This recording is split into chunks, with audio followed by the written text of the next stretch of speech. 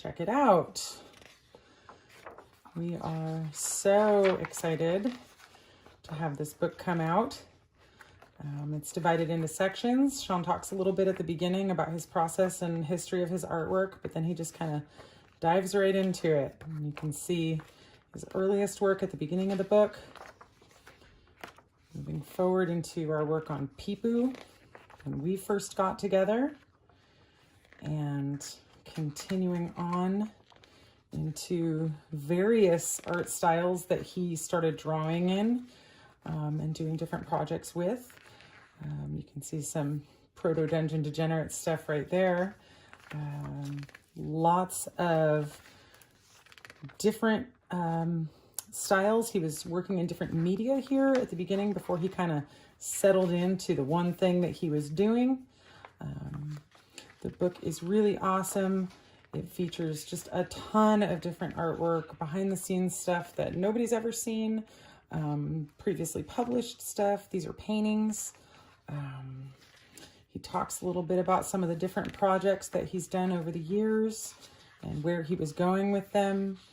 And it's really awesome to just be able to watch his style changing and morphing, but being kind of the same, right, over time. Lots of cool comics. Lots of stuff from Pork Magazine and that Sean did for various other projects. It is just too cool to see all of this in book form, finally. Everything is glossy, so sorry if there's some reflections going on, but our son James did call this the shiniest book he'd ever seen when he first opened this advanced copy. You can see the work Sean did on the Hellshire beer labels and that whole world. Moving into Monsters, Weirdos, and Creeps.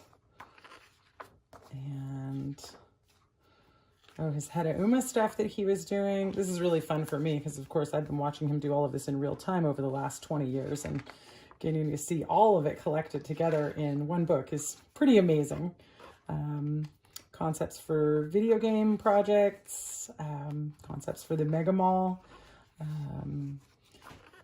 lots of different really fun things that he's worked on over the years. Getting into the stuff that he did for our shop, for patches and pins, Pork Magazine, all the various comics and covers that he drew for that. Lots of Pork covers. Gosh, there were 29 issues. More comics. And little sampling of the old Pork Shop catalog. Some of our promotional stuff that he made. The old Weirdo Club stuff. Lots of people missed out on Weirdo Club. Lots of people have been saying we should bring it back. We might. Let us know if you want to see that come back. Coming up into flyers and record artwork that he's done for various bands. And, of course, we're going to get up to some Dungeon Degenerates here towards the end of the book. Oh, I'm a little ahead of myself. More flyers. Cover artwork. T-shirt designs he's done for different bands. T-shirt designs he did for us. This is the old Mega Mall catalog of t-shirts. Lots of really great shirt designs there. So many. One of my favorites, of course. Patch designs that Sean did for the Mega Mall. And of course, here's the Dungeon Degenerates section. Kind of see the rough sketches leading up to the cover artwork.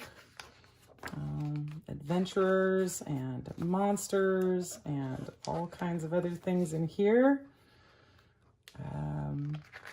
Backgrounds, different locations.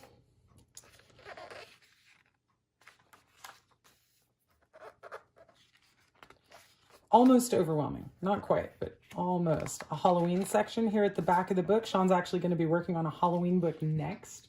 We're probably going to run a Kickstarter for that later this year. I'm really excited because he's been threatening to do a Halloween book for about 10 years now.